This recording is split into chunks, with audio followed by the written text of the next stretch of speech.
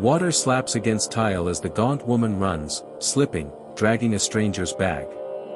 Behind her, something moves that shouldn't, and the lights keep dying in sections. She ducks into a service tunnel and locks a door that was never meant to lock. The banging starts immediately, patient and rhythmic. Her phone vibrates with a call she doesn't answer, and the banging stops. Silence feels worse. 26415. Cut to daylight that doesn't help. She sits across from two strangers who watch her like a report waiting to be written. The room has no windows and too many cameras.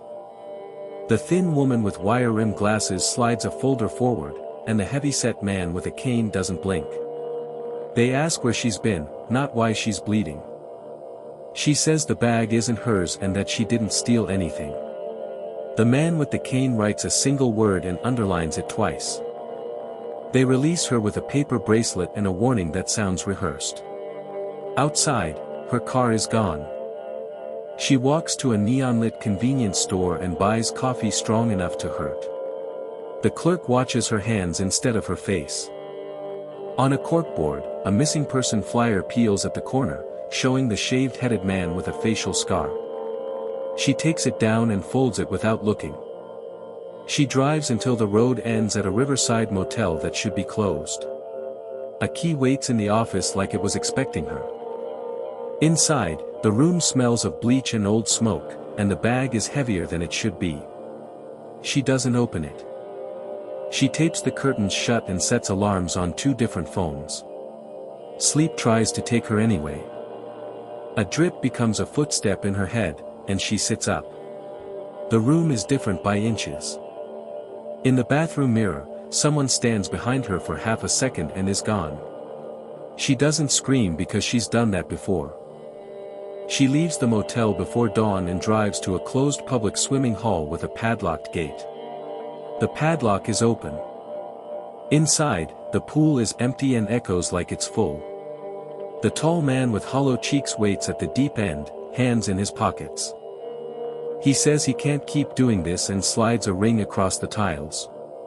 She doesn't pick it up. They argue in whispers until a noise answers them from the locker rooms. The noise knows their names. They run separate ways, and she chooses the one that goes down. Stairs shouldn't lead to a condemned apartment, but they do. On the landing, the shaved-headed man with a facial scar waits, exactly like the flyer. He smiles and says he's been awake for days. He steps aside and points down, not up, as if offering a courtesy. The stairwell lights go out one by one behind her. She squeezes past him and feels the wall breathe. The bag catches on a nail and rips, and something inside clinks. She runs into a corridor that smells like antiseptic and old water. The sign says the hospital closed years ago. Doors open as she passes, then close. A gurney rolls by without wheels. At the far end, the heavy-set man with a cane waits, blocking the exit he shouldn't know about. He asks for the bag. She throws the bag past him and runs the other way. He doesn't chase, he listens. The corridor becomes a classroom hallway with locked doors and dead clocks. Night presses its face to the windows. A bell rings once, then stops. She hides in a supply closet that smells like dust and paper. Footsteps pass, then reverse, then pass again. She counts her breaths wrong. When she opens the door, she's back at the motel, daylight on the floor like spilled milk. The bag sits on the bed, intact. She opens it and finds a stack of sealed envelopes and a recorder with no label. None of it explains the weight.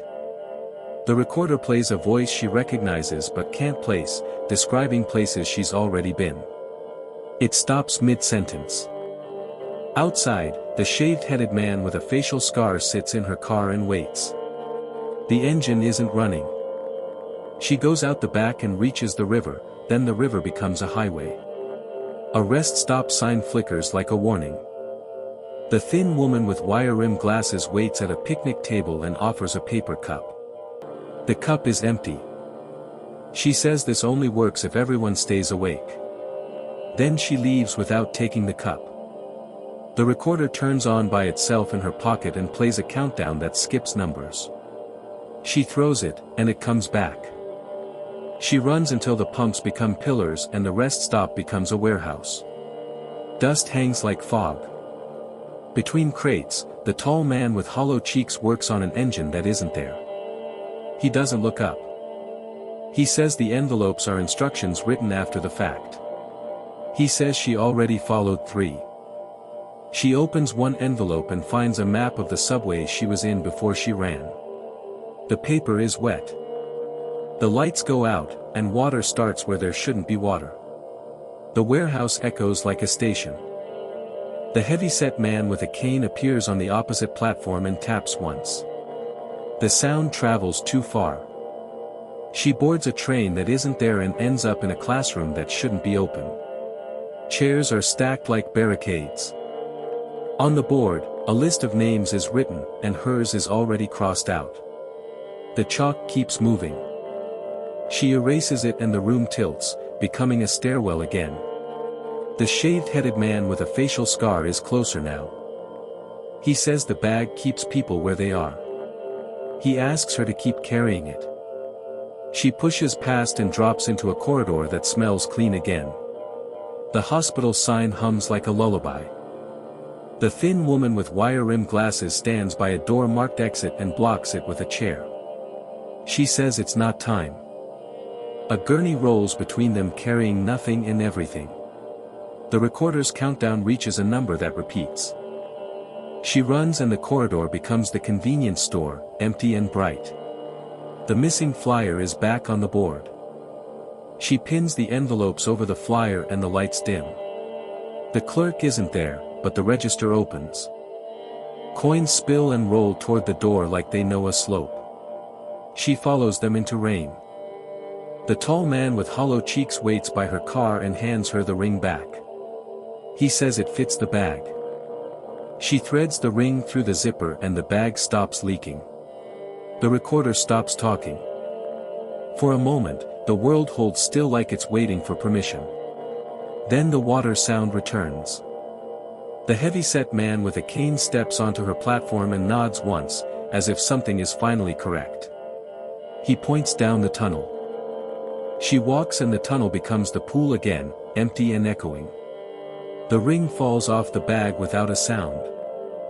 At the deep end, the shaved-headed man with a facial scar waits with the bag already open. He says she can stop carrying it now. She looks inside and sees the envelopes are blank. The pool lights go out, and something steps into the water. The ripples move against gravity, climbing the pool wall. She backs away and hits tile that feels like skin. The tall man with hollow cheeks steps between her and the water and tells her to keep her eyes open. He closes his. Something moves past him and he isn't there anymore. The surface calms like nothing happened. The shaved-headed man with a facial scar says this is why the bag exists. He says it's lighter when it's full. She runs and the hall becomes the hospital corridor again, alarms silent but flashing. Doors seal ahead of her. She dives through one and lands in the warehouse, coughing dust. The heavy-set man with a cane stands on a catwalk above. He drops a sealed envelope and it splits open before it hits the floor. Inside is only her handwriting. The recorder starts again and says her name once, perfectly. Then it clicks like it's done. The floor becomes tiles and she's back at the subway, water to her ankles.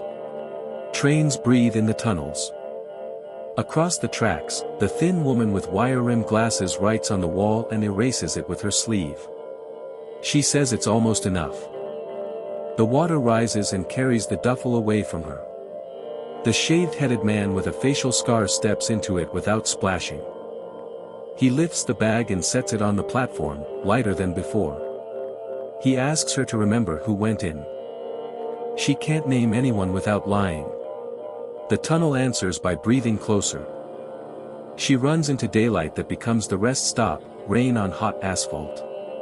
The heavy-set man with a cane waits by the pumps. He says the count only works if someone stays to keep it. He offers his cane like a receipt. She refuses and the rain falls upward for a second. The convenience store lights come on behind her. Inside, the corkboard is bare except for her flyer, now printed twice.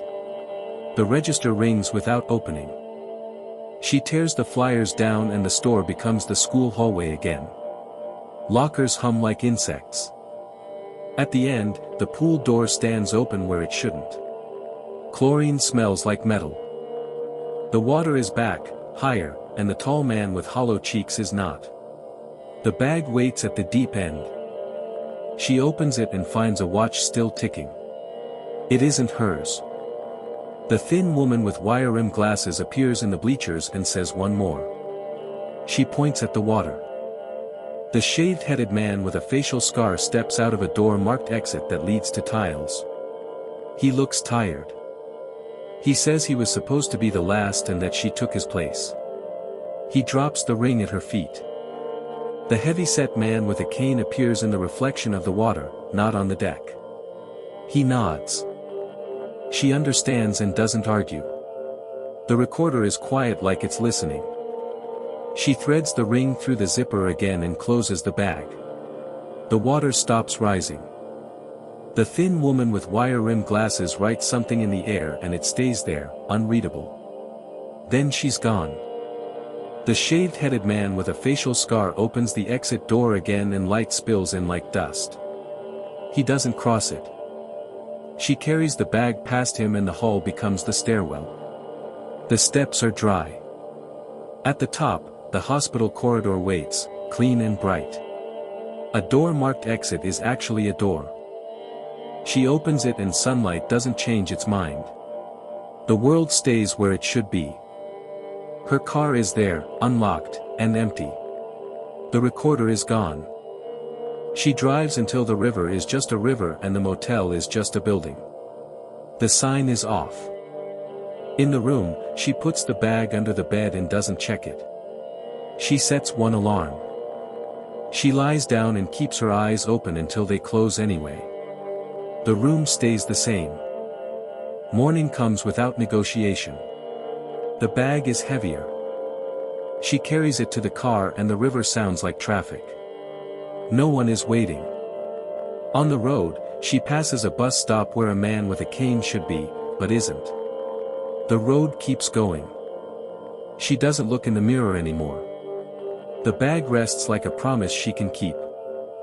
Weeks later, the subway is just a subway, and the water stays where it belongs. She watches from the stairs and leaves. At the school, the doors are open and the clocks work. She doesn't go inside.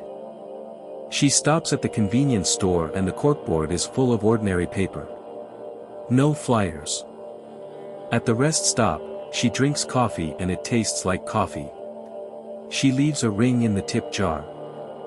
She checks into a different motel and asks for a room with 2 beds. She uses one. Every night, she sets one alarm and never 2. The bag stays under the bed. Sometimes she hears water and sometimes she doesn't. She gets up either way. She mails an envelope to an address that no longer exists. It comes back unopened. She throws the recorder into a river that doesn't answer. The sound is final. On a long drive, she realizes she knows the weight without lifting it. The road agrees. She stops at a hospital and walks a corridor that smells like clean. No doors close. In a pool, children laugh somewhere she isn't. The water is just water.